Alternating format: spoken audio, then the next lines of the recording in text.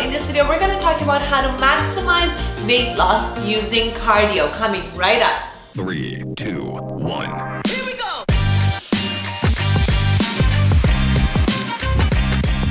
By the way, if you guys are new here, my name is Seppi and I've made this whole channel about healthy, sustainable weight loss. So if that's something you're into, make sure you consider subscribing, hitting the bell button, and follow me for more awesome videos coming your way. Now let's get right into this video. First thing I wanted to talk about is that you can use cardio only to lose weight. And is that the best thing to do? I'm gonna get into that in this video, but before we start, I wanted to tell you guys that you can do that if you wanna just do only cardio for weight loss. There are a few problems with doing only cardio for weight loss, especially if you're overweight. Number one is that when you do cardio, you're gonna get really hungry afterwards. You feel like you can eat a cow. So that's something, and one of the reasons that I stay away from cardio, because it makes you very hungry. It spikes your hunger hormone, and that's why I stay away from it.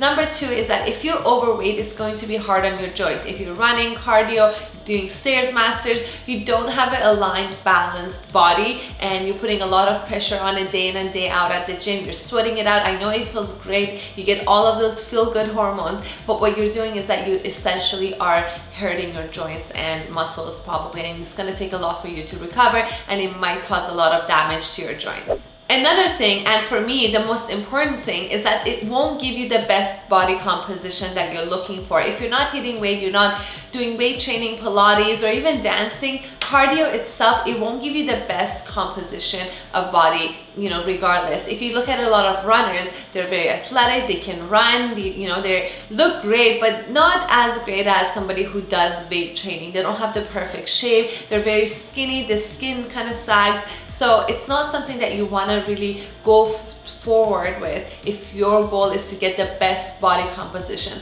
But if you want to become an athlete, or you like running, you want to become a runner, that's absolutely the best thing you can do for your body. It trains your heart, it's good for you, it makes you feel healthy and great every single day. So if that's something you want to do, this video may not be for you, because we're focusing on weight training and cardio and mixing these two together and how to optimize fat loss essentially.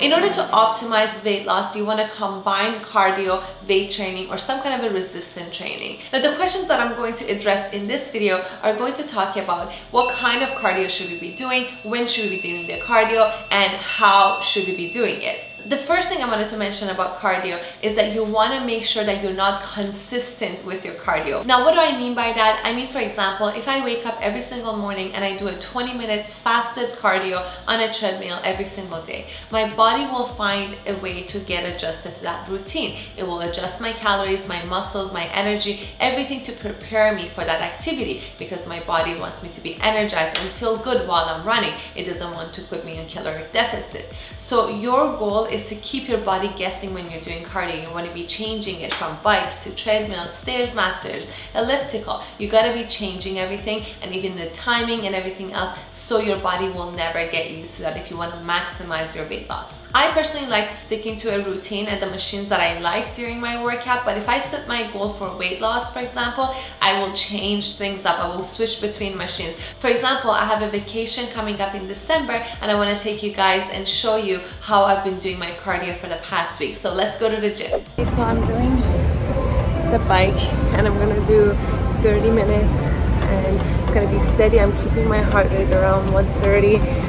Today is basically my rest day. I didn't want to really work out today. I'm not lifting, so I'm sticking to steady pace, longer cardio. So I'm gonna do 30 minutes. And today I did a HIIT workout on the treadmill.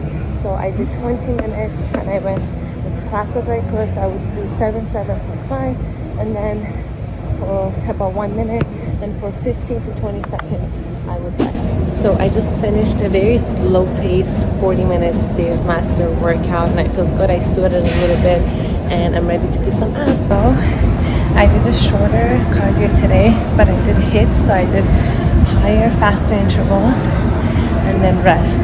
So as fast as I could, and then I rested. So it actually boosted up my heart rate, and I got to do the rest of my cardio with a much higher heart rate. As you can see, guys, I changed the intensity, I changed the machine, I changed the timing of my cardio, and it brings me to my second point, which is if you can, you should be breaking apart your cardio and your weight training if you can. What I'm personally doing for this phase of my life, and it was different, you know, last year, the year before, every time I do a different thing. So this year what I'm doing is that I'm doing fasted morning workouts in the morning, and then I have 2 meals, and then I go to the gym and I do my weight training workout, and it feels really good when I break them apart. Now, breaking apart your cardio and weight training has a lot of benefits. First of all, you're more active during the day, and then if, let's say, you're going cardio in the morning and then weight training and you take a walk in the afternoon, your body is always physically active. The reason I'm able to do it, if you follow me on Instagram right here, you guys know that I just gave my office away, so I don't have to be physically present. Thank God to the pandemic. I do everything on my phone, and it's very quick and easy. I don't have to be physically anywhere. Everything's online, so I have the luxury and the free time to be able to do this, you know, for this period of my life at least. Don't worry, this is the first year I'm able to do this. Before that, I never had the time, and I had to come very, very early to the gym and work out in the morning, so I'm able to go to work from 12 to 8 every single day. So if you don't have the time, you still can maximize your weight loss using cardio and weight training combined, and I'm going to teach you how to do that right now. My third tip is for people who don't have the time, they only have an hour or an hour and a half to spend at the gym, maybe in the afternoons or in the morning. The best way to do cardio is post-workout. I know you're changing it, so we already talked about changing it and not doing the same thing, you know, every single day, but it's best to do it after your weight training because you want to have energy to give it your best to your weight training. And I know a lot of people talk about warming up before working out. I don't really believe in that. Let's say if you're doing legs and you want to warm up, yes, 5 minutes on a treadmill, maximum 7 minutes on a treadmill is fine to warm up your legs or on stairs masters, but anything more, it will fatigue your muscles because you want to be able to give your best for that weight training or Pilates session or resistance training, whatever you're doing. You want to be very fresh and agile, right? Now, when you do cardio, you get fatigued and you're gonna get tired and hungry. So you don't want to do that before your workout. You want to do that after your workout. So stick to very, very short warm-up before your resistance or Pilates or anything like that. But let's say if you're doing weight training, I want you to just really warm up the small muscle group and the large muscle groups in your body. So let's say if I want to work out my glutes and quads today and I want to warm up my legs, I'm not going to go on a treadmill and make myself sweat and run and I'm going to fatigue my muscles. What I'm going to do is that I'm going to sit on a leg extension machine and I'm going to perform the exercise 15 to 20 reps, maybe more, on a very, very light weight, and I'm going to perform it fast to basically rush the blood into those muscle groups and warm them up. Another thing you can do is to use resistance bands and perform the glute exercises using the resistance band at the gym, so you get all the blood rushed into your glute muscles and your quad muscles and makes them really, really warm and ready for your workout.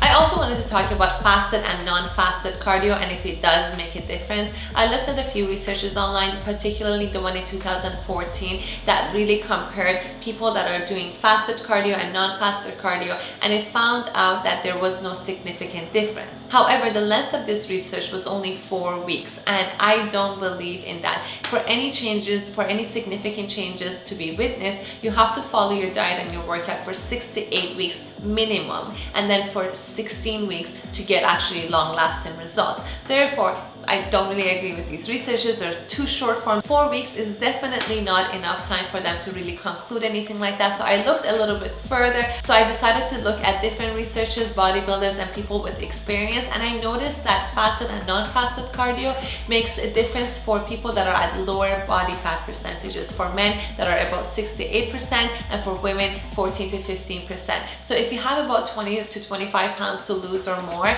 you don't have to worry about it. I really suggest that you do cardio whenever it suits you and you feel like it. If you wake up in the morning and you had a lot of food the night before and you feel like you can't do fasted cardio, get on the cardio machine and do 10 minutes or 20 minutes of fasted cardio, and you're gonna feel great. But let's say if you don't feel like doing it in the morning, don't feel like you're obligated to do fasted cardio because it's gonna help you more.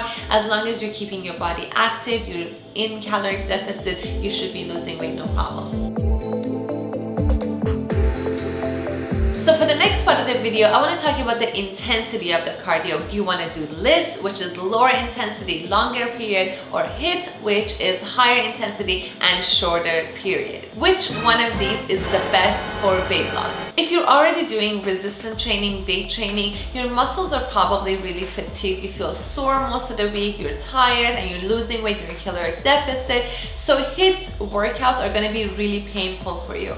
I really suggest doing HIIT workout after a rest day and keeping it at a minimum of 1 to 3 times maximum during the week. If you feel really motivated, you can do 3 times a week, maybe 10 minutes or 15 minutes. Don't push it, don't make it a lot longer. Start with very the minimal amount and work your way up. For a HIIT workout, your goal is to bring your heart rate up to a higher number and keep it at that number for the rest of the workout, for the rest of the 20 minutes. Now, how do we do that? For example, on a treadmill, you will be doing 40 seconds or 45 seconds of run as fast as you can, and then you're gonna do 15 seconds of lower intensity, maybe put it at 5. So you change between 8 or 9 intensity to 4 and 5 intensity. You're never gonna be going really slow, so you're always keeping it up.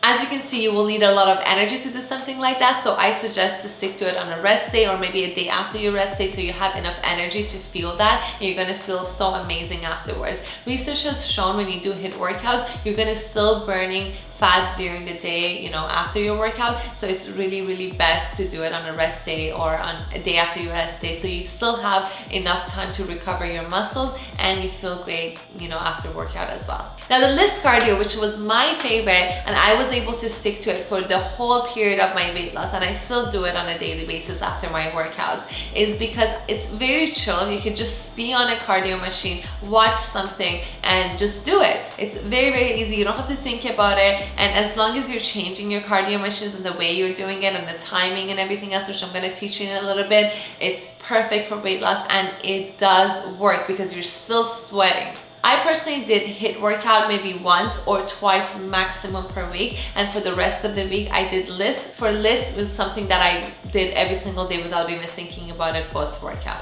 With LISS, you don't want to make a mistake. So let's say your program is 8 weeks, which is the minimum I recommend for any program for you to follow. You're doing your weight training, resistance training, whatever you're doing, we don't care about that. But when it comes down to cardio post-workout, it's very important that you start with the minimum amount. So break your 8 weeks into 4 2-week periods, and what you want to do in the first 2 weeks, you want to do 10 to 15 minutes. The next 2 weeks you want to do 20 to 25 minutes, and the last part you want to do 30 to 40 minutes, and the maximum you're going to do is 40 minutes on a treadmill or 40 minutes on elliptical or stairs masters. Whatever you're doing, 40 minutes is the maximum you want to go to. For intensity, I recommend that you keep it not too low, not too high, somewhere in between. Aim for a heart rate between 130 to 150, and so you're not out of breath and you're not really chilling and too relaxed either. Now this is my disclaimer when it comes down to cardio and heart rate. This is something you want to consult with your doctor and make sure that you're on the right track. One tip I can give you to stay motivated for your cardio, because it needs to be done. After the 3rd or 4th weeks, I would say you're gonna feel really tired because your calories are low, you're starting to burn fat, you're feeling really lean, but you feel tired and maybe not motivated enough. What you need to do is to make sure you motivate yourself. Listen to motivational music or motivational speeches while you're doing your cardio. Watch something so the time passes by quicker. Make sure that you're doing something to make yourself more hyped up and ready and happy about doing cardio, because it needs to be done in order to optimize your fat loss results. So just to summarize everything for you guys, you can do cardio only, but you won't get the best body composition. So make sure you do weight training, resistance training, Pilates, any type of training that works with your muscles. If you can, break apart your cardio and weight training. If not, make sure you do your cardio post-workout. Stick to LISS cardio and do HIIT maybe once or twice a week, and make sure that you adjust the intensity as you go through your program. That's it for this video. Thank you so much for watching. I hope you loved it. If you did, make sure you give it a thumbs up, subscribe to my channel, and hit the bell button so you never miss a video from me. I'm so grateful to see you guys subscribe to my channel every single day. Love you all. Make sure you comment and let me know how you like this video and what you want to see next. See you later. Bye.